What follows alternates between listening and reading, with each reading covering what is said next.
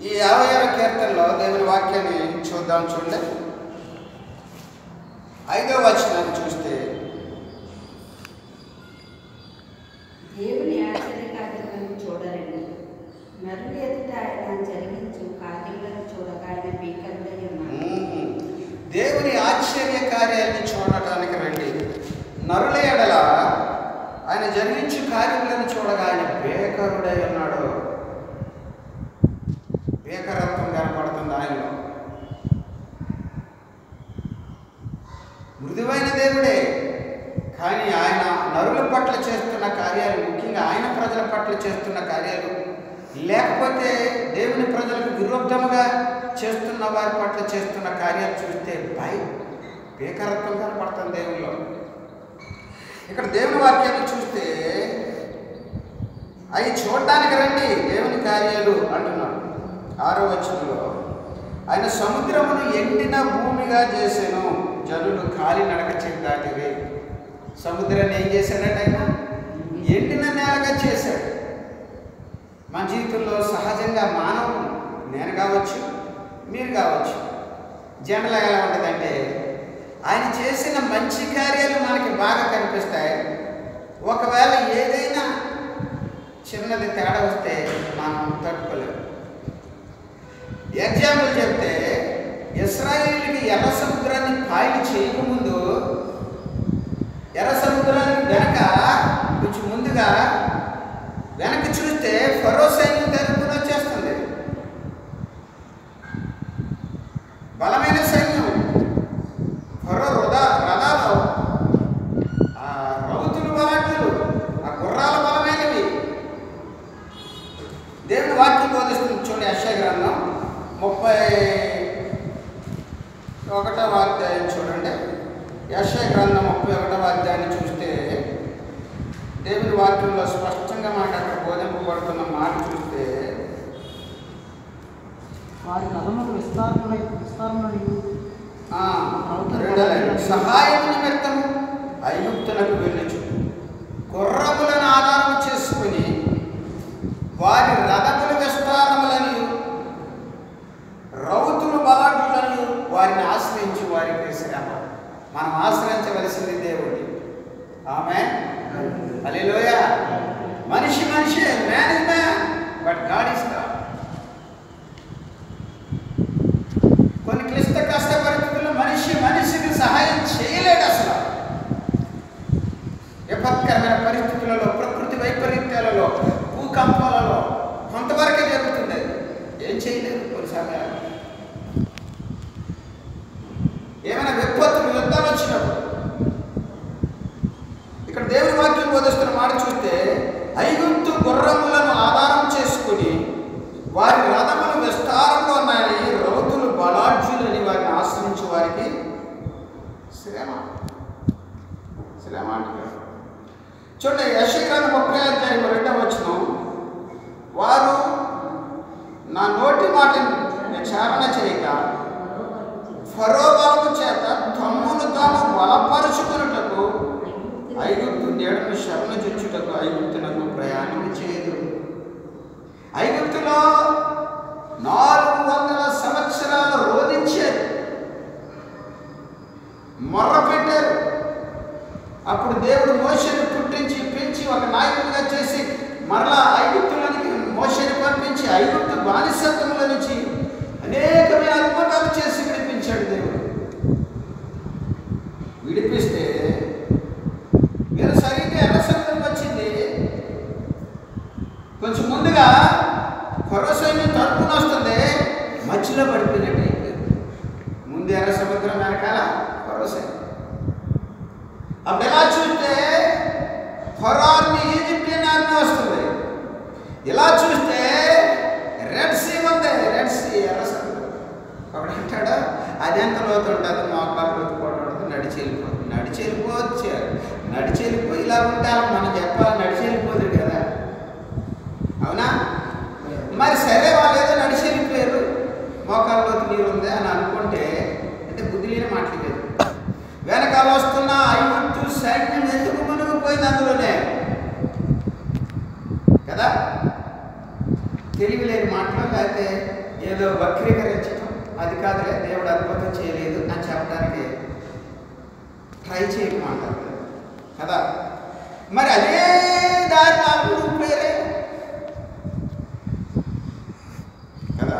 కనుక ఇప్పుడు ఏమంటున్నారు వాళ్ళు ఇశ్రాయేలు ఎర్ర సముద్రానికి రాకముందు ఫరో సైన్యాన్ని చూచి వాళ్ళు అంటున్నారు కదా, మేము ఫరో దాసులం అయిపోతాం, ఇక్కడ చంపడానికి తీసుకొచ్చాం, ఐగుప్తులో సమాధులు లేవనుకుని తీసుకొచ్చావా అని మోషే మీద తిరుగుబాటు చేస్తున్నట్టుగా మోషే కనిపిస్తున్నాడు. అక్కడ అదృశ్యుడైన దేవుడి మీద తిరుగుబాటు చేస్తున్నాడు. వీళ్ళు గమనించవలసింది, ఐగుప్తు సామ్రాజ్యంలో దేవుడు ఎన్ని అద్భుతాలు చేశాడో. ఇశ్రాయేలు పాలనలో వెలువొందే ఐగుప్తీయులు పాలన వచ్చారు. ఇశ్రాయేల్ పాలనలో సంతోషంతో కొనుక్తుంటే ఐగుప్తు పాలనలో వధ జరుగుతుంది. ఐగుప్తులో నదులు రక్తమైపోయినాయి, ఏగలు వచ్చినాయి, మిడతలు వచ్చినాయి, కప్పలు వచ్చినాయి, ఇలా పట్టుకుపోయినాయి. బాబోయ్ ఇది దెబ్బతో వదిలేస్తాను వెళ్ళినా అనేవాడు. మళ్ళీ అది క్లియర్ అయ్యాక మనసు కఠినమైపోతాడు. ఇదిగో ఇప్పుడు ఈ నెగిటివ్ మెరకాలు జరిగినప్పుడు వదిలేస్తాను అనుకునేవాడు. మోషేని పిలిపించి మరలా ఇది క్లియర్ చేసి నేను పంపించేస్తాను కదా, మరలా కఠిన. సరే, ఎట్టకేలకు దేవుని అద్భుతమైన కార్యాలు జరుగుతుండడం వల్ల పంపించి బలవంతంగా వెళ్ళడం మొత్తానికి వచ్చారు. వస్తుంటే అనవసరం వదిలేసాను వెళ్ళనే అని చెప్పి వెనక తరుపు వస్తున్నారు. తరుపు వస్తే గమక వెళ్ళిపోతారు వీళ్ళు కూడా. కానీ ముందు చూస్తే ఒక పెద్ద ఆటంకం ఉంది. వాళ్ళు ఛేదించలేనిది, వాళ్ళు సాగలేనిది ఎర్ర సముద్రం ఉంది. సముద్రంలో నుంచి వెళ్ళాలంటే అందరూ హతులైపోతారు. అందుకని సముద్రంలో పడి చచ్చే కంటే వాళ్ళకి సరెండర్ అయిపోతే ఒకవేళ బ్రతికిస్తారేమో. అందుకని ఫరోకు దాసులు అయిపోతారు. దేవుని దాసులుగా ఉండాలి, దేవుని పిల్లలుగా ఉండాలి, దేవుని భార్యగా ఉండాలి. దేవుడు అద్భుతాలు చేస్తాడు, ఇరుకులో విషాన్ని కలిగిస్తాడు, శూన్యంలో సమస్తం చేస్తాడు, మబ్బు విడిపోయినట్లుగా సమస్యలు విడబడతాడు. కారణం నువ్వు దేవుని వారిని కనుక. ఆమేన్. లేకపోతే అంటే మొరపెడుతున్నాడు మోషే, దేవుడా దేవుడా ఏం చెయ్యాలి, ఎందుకు నాకు మొరపెడతావు, ఎలా మొరపెట్టుతూ నాకు అంటున్నాడు. ఆగిపో, ఆగిపోక సాగిపో. ఎలా సాగాలంటే నేను నడిచేస్తాను టకటకటక, ముందంతా బాగుంటుంది. పెద్ద పండు వచ్చేసి పెద్ద నది వచ్చేస్తే ఎలా సాగు? చెప్పడం సులువుగా అన్నాడు, కానీ చెప్తున్నది నేను కాదు, చెప్తున్నది దేవుడు. దేవునికి స్తోత్రం. సాగిపో. ఎప్పుడైతే దేవుడు ఈ మాట పలికాడో మోషేతో అంటున్నాడు, ఏంటి చేతిలో ఉన్నది? చాపో. ఎర్ర సముద్రం మీద అలా చాపితే దద్దడమని ఇలా పాయి. ఆమేన్. నడిచే ఆరిన నేల. అన్ని అద్భుతాలు ఇశ్రాయేలీయుల పట్ల ఐగుప్తుకి వ్యతిరేకంగా దేవుడు చేస్తే గమనించుకోలేక ముందు ఎర్ర సముద్రం నుండి వెనక ఫరో సైన్యం వస్తే ఆ చిక్కుల్లో పడిపోయామని ఇంకేం దేవుడు ఇంకేం మోసే అనుకుని వెనక్కి చూడటానికి ప్రయత్నం చేశారు. వెనక్కే సరెండర్ అయిపోవడానికి ప్రయత్నం చేశారు. ఐగుప్తు నీడకే వెళ్ళిపోవడానికి ప్రయత్నం చేశారు.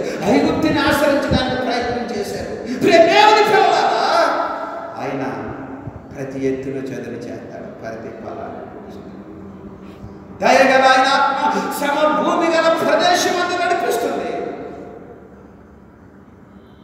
దయగల ఆయన ఆత్మ అలాగే టక్కనే ఆ లాస్ట్ మినిట్ వరకు మనం ఆయనపై వెయిట్ చేస్తే అలాగ సమస్య మొగ్గు విడిపోయినట్లుగా,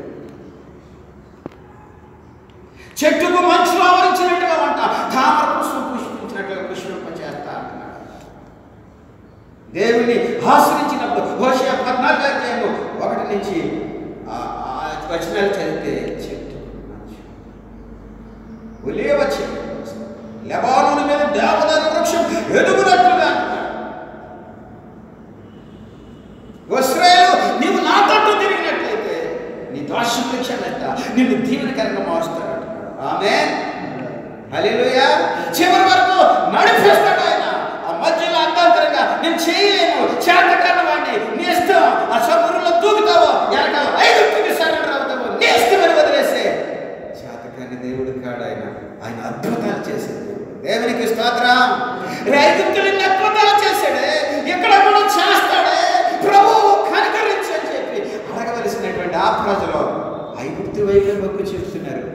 దేవుని అద్భుతం వైపు ఆయన వైపు మొగ్గు చర్చాం. దేవుని కొరకైనా తాత్పర్యానికి రాలేకపోతున్నారు. ఈ మండుచున్న అగ్నిగుండం నుంచి విడిపించడానికి, రక్షించడానికి మా దేవుడు సమర్థుడు. రక్షకుడైన మేము ఆ ప్రతిభకు నమస్కరించమనే ఛాలెంజింగ్ స్టెప్ తీసుకోలేకపోయాం. ఆ స్టెప్ తీసుకున్నారు శద్రకు మేషకు దానియేలు 3:17 అదే వారి జీవితంలో అద్భుతం జరిగింది. అందులో ముగ్గురిని పడేశారు. కాలిపోయారు. ఒళ్ళు మంటెక్కింది. రాజుగారికి 7 అంతలు చేసేసాడు అగ్నిగుండా. అందులో పడేస్తే అందులో తిరుగుతున్నారు. కొట్లన్నీ తిరిగిపోయిన అందులో తిరుగుతున్నారు. అందులో ముగ్గురినైనా పడేసా? ముగ్గురినండి అయ్యా. మరి ఏంటారు 4 కనపడుతున్నారు? ఆ ముగ్గురితో పాటు 4వ వ్యక్తి ఆయనే సజీవుడైన యేసుక్రీస్తు ప్రభు. దేవదూత స్వరూపంలా ఉంది. ఆ మంటల్లో వారితో పాటు ఉండి వారితో తిరుగుతూ వారిని నడిపించే నాదుడు. ఆయన కనపడకపోయినా మంటల్లో కనపడుతున్నాడు. పడవేయించిన ఆ రాజుకి స్తోత్ర. హల్లెలూయా. షడ్రకు మేషకు అబేద్నెగోలు దేవుడు అని ప్రకటించాడు. వచ్చాక బయటికి రండి అని పిలుస్తున్నాడు. వస్తే వాసన చూస్తే ఆ శరీరం కూడా వెంట్రుకలు కూడా కాలలే. శరీరం మీద ఉన్న వెంట్రుకలు. ప్రభువు గొప్ప వాడును, అధిక శక్తి సంపన్నుడు, జ్ఞానమునకు ఆయనే మితియులేని వాడని, దేవునికి స్తోత్రము గానము చేయుటే మంచి, మందరము స్తుతి గానము చేయుటే మంచి. అబ్బో ఎర్ర సముద్రం ఫైల్ అయిపోయిందని ఆనందిస్తున్నారు. అప్పుడు తక్కువ ఎర్ర సముద్రం దాటారు. కొంత దూరం వెళ్ళాక దాహం చేస్తుంది. దాహం ఒకలా ఇద్దరా ఇవ్వడానికి దాహం లక్షల మంది. ఒకలా ఇద్దరా చెప్పుతో నీళ్ళు తెచ్చి ఇవ్వడానికి లక్షల మంది. ఒకలా ఇద్దరా ఎవరొకరు తెచ్చి ఏదో కాస్త ఇదిగో ఈ తెప్పలతో నీళ్ళు ఇవ్వడానికి లక్షల మంది. ఆయన బండను చీల్చి నీళ్ళిచ్చాడు. దేవునికి స్తోత్రం. హల్లెలూయా. ఆకలేస్తుంటే ఆకలేస్తుంటే అయ్యో ఆయన ఆకాశం నుంచి మన్నాను పంపించాడు. దేవునికి స్తోత్రం. ఆమేన్. హల్లెలూయా. చెయ్యి పట్టి నడుపును, శిఖరముపై నిలుపును. చెయ్యి పట్టి నడుపును, శిఖరముపై నిలుపును.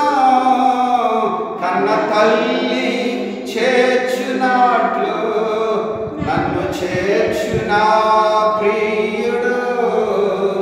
హల్లెలూయా, హల్లెలూయా, హల్లెలూయా, హల్లెలూయా. ఆయన చేయి విడిచిపెట్టే దేవుడు కాదు. మనం ఆయన్ని గట్టిగా పట్టుకోవాలి. ఆయన మనల్ని గట్టిగా పట్టుకోవాలి. ఆయన పట్టుకున్నప్పుడు ఆయనతో నడవాలి. ఆమేన్. హల్లెలూయా. మధ్యలో మనుషులు వదిలేచ్చు, దేవుడు వదిలేడు. మధ్యలో సొసైటీ వదిలేచ్చు, దేవుడు వదిలేడు. మధ్యలో కులం వదిలేచ్చు, దేవుడు వదిలేడు. మధ్యలో స్నేహితులు వదిలేచ్చు, చిన్న కమాండ్ వదిలేసినట్టుగా దేవుడు వదిలేడు. మధ్యలో నగరాలు వదిలేచ్చు, ఆయన వదిలిపెట్టడు. హల్లెలూయా. దేవునికి మహిమ కలుగును గాక. హల్లెలూయా. కనుక ఇక్కడ నేను జ్ఞాపకం చేసేది ఏంటంటే అద్భుతాలు చేస్తున్నప్పుడే కాదు దేవుడు. ఒకవేళ ఆలస్యం చేయని అద్భుతాలు చేయటంలో దేవుడే. ఒకవేళ ఏదైనా అద్భుతం జరగకపోయినప్పుడు, ఏదైనా ఇబ్బంది కలిగినప్పుడు, శ్రమ వచ్చినప్పుడు, శోధన వచ్చినప్పుడు దేవుడుగా నీ జీవితంలో ఉంటే నీవు ఆశీర్వదించబడతావు. ఆమేన్. హల్లెలూయా. చూడండి వాక్యం చూడండి. 66వ కీర్తనలో 5వ వచనం చదువు. దేవుని ఆశ్చర్య కార్యములను చూడాలండి. నరుల ఎడల ఆయన జరిగించు కార్యములను చూడగా ఆయన భేకరుడై ఉన్నాడు. హల్లెలూయా. భేకరుడై నెక్స్ట్గా మనకి ఏదైనా మేలు కలగలేదనుకునేది ఒకవేళ కీడు కాదు, అది మేలేమో. దేవుడు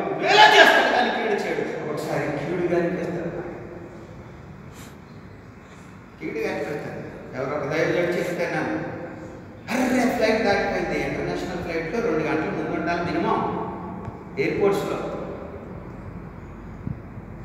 ఆయన మరి ఎక్కడ ట్రాఫిక్ జామ్ అయిపోయిందో ఆ ఫ్లై అయిపోయింది. ఇలాగ మెల్లగా చల్లగా వచ్చాడు. లబోదివో మాట్లాడాను, పలానా దేశంలో పలానా టైం ఉండాలి, లబోదివో మాట్లాడాను. ఇంకేదో అలాగ దగ్గర ఉంచుకొని ఏదో ప్లాన్ చేసుకున్నాడు. మొత్తానికి ఏదో అయ్యింది. మొత్తానికి కొంతసేపు అయిన తర్వాత కనపడింది ఆ ఫ్లైట్ సముద్రంలో కూలిపోయింది. అప్పుడు అర్థం అది దేవుడు మేలు చేశాడా లేదా? మన సమయంలో కీడు మేలని మేలు కీడు అనుకున్న వారికి శ్రమ ఉంటుంది. 5వ అధ్యాయం 20వ వచనం యెషయా ఆయన మేలే చేస్తాడు. ఒకవేళ కీడు కాకుండా కీడుని మేలుగా మారుస్తాడు ఆయన. ఆమేన్. ఇంకా 7వ వచనం చూస్తే ఆయన సముద్రమును ఎండిన భూమిగా చేశాడు. టకటక నడిచి వెళ్ళిపోతున్నారు. ఏ 6 నెలలు ఎవరు వెళ్తాడు? ముందు ఎవరు వెళ్తారు? వాడన్నా లేదా మోషన్ ముందు ఎవరు వెళ్తారు? మళ్ళీ ఎలా వచ్చేస్తుందేమో సముద్రం, పాయలేని సముద్రం మళ్ళీ ఎలా వచ్చేస్తుందేమో. ఎవరు వెళ్తారు? ఇప్పుడు విశ్వాసం కనపడాలి. ఎవరు వెళ్తారు? విశ్వాసం కనపడాలి. నడిపేంచున్నా నామా, వెళితేనే ఆత్మీయత, వెళితేనే భక్తి, వెళితేనే త్యాగం, నిలిస్తేనే త్యాగం. అప్పుడే కనపడుతుంది అసలు భక్తి. ఆమేన్. నడుస్తుంటే ఆమేన్. ఏమో నేను ముందుపోతా, నేను వెనకాల చదువు, నువ్వెలా బాబు?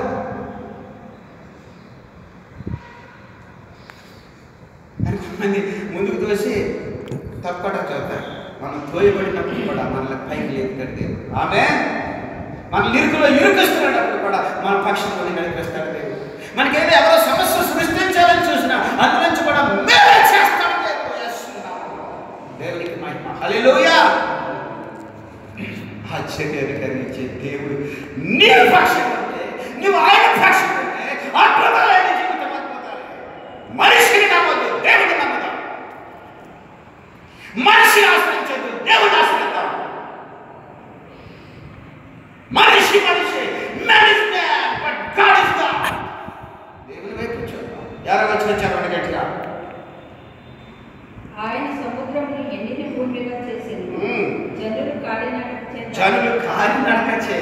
ఒక చోట ఉంటుంది బైబిల్లోనే, ఆయన గద్ద రక్కల మీద మోసుకెళ్ళాడు. ఇప్పుడు కాలినడక అంటే గద్ద రక్కల మీద మోసుకుని వచ్చినట్టు నేను ఎర్ర సముద్రంలో మోసాను. అంటే ఆయన అలాగా నడిపించాడు, గద్ద రక్కల మీద మోసినట్టు. ఆమేన్. అయితే 14వ వచనాన్ని చూద్దాం. చూడండి 10వ వచనం. దేవాన్ని మమ్మల్ని పరిశీలించి ఉన్నావు, వెండిని నిర్మలము చేయలేదుగా మమ్మల్ని నిర్మలులను చేసి ఉన్నావు. నిర్మలుడు నిర్మూలం కాదు, నిర్మలుడు. నిర్మూలం అంటే తుడిచిపెట్టేది.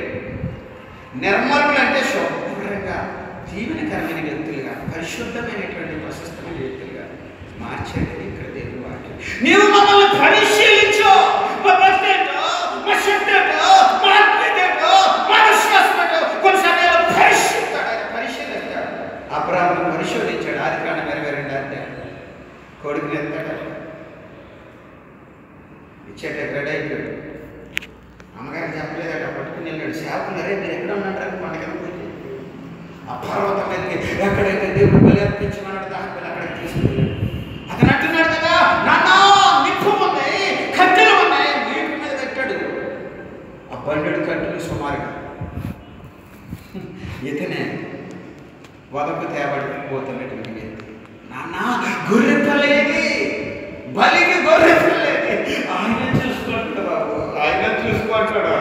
ఆమె నేను ఆయన మాట వింటమే నా ధ్యేయం, ఆయన చిత్తాన్ని నెరవేర్చడమే నా ధ్యేయం, ఆయన ఇష్టంగా జీవించడమే నా ధ్యేయం. ఆయన ఏం చేయమంటే అదే చేయడం నాకు ఇష్టం. కానీ గొర్రె పిల్ల బాబు నీవే వదకు తేబడబోయే గొర్రె పిల్ల అంటలేదు. ఆయన చూసుకుంటాడు బాబు. పేర్చాడు కట్టిలేండి, కుర్రాడి కట్టి దాన్ని పెట్టేశాడు. కషాయి తండ్రి అనుకుంటున్నాడే వేసాకు లేదు. నాన్న నీ ఇష్టమే నేను నెరవేర్చాను. దేవునికి స్తోత్రం. హల్లెలూయా. ఎప్పుడైతే అలాగైందో ఆ కట్టెట్టాడు అంటే అలా చెప్తున్నాడు. ఇంకా ఫ్రాక్షన్స్ లో దిగిపోవచ్చేమో కత్తి కిందకి. ఆవు అని స్వరం కనపడతాడు. ఆయన మాటకు లోబడి ఏ టైంలో ఎలాంటి పరిస్థితులు ఆయన మాట్లాడుతున్నాను మాట్లాడాను దిగుతున్న కథ నీవు నాకేమటానికి వెనుక తెలియదు కనుక నీ బిడ్డని ఇస్తున్నా. స్తోత్రం. హల్లెలూయా. అపారంలో చూస్తే ఒక పొట్టేలు కనపడుతుంది. సచ్చిచ్యూడ్. దేవుడు ఏదో ఏర్పాటు చేసి పెట్టాడు ముందుగానే అక్కడ. ఆమేన్. హల్లెలూయా.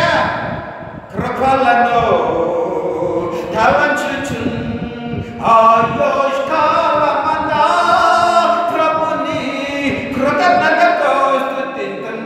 నిన్ను విడిచిపెట్టే దేవుడు తాడు. అద్భుతమైన సచ్చిచ్యూడ్ అక్కడ పెట్టాడు. మనం ఎన్నుకున్నది కాదు, దేవుడు ఏర్పాటు చేసింది. ఆమేన్. ఆదరణకరంగా నడిపించాడు.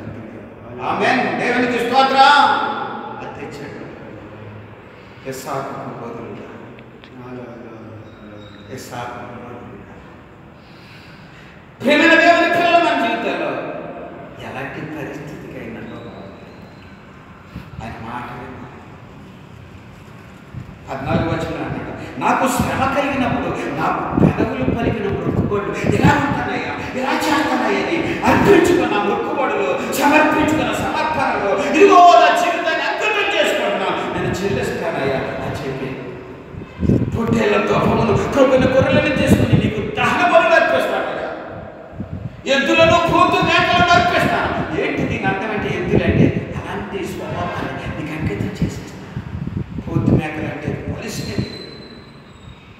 నాలో ఇక నాకు ఏ మాత్రం లేదు, నేను మొత్తైపోతాను. దేవునికి స్తోత్రం. ఎద్దులను పోతు మేకలను అర్పిస్తాను అని చెప్తున్నాడు.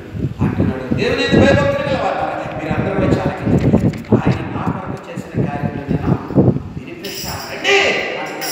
ఆయన ఎన్నో కార్యాలు కొన్ని సమయాల్లో కీడులాగా కష్టలాగా బాధలకు వచ్చిన ఆయన చేసిన మర్చిపోతా. అది ఆది కాండం 41, 51 ఉంటుంది. అతను మరిచిపోయాడు. దాని బాధలన్నీ మరిచిపోయాడు.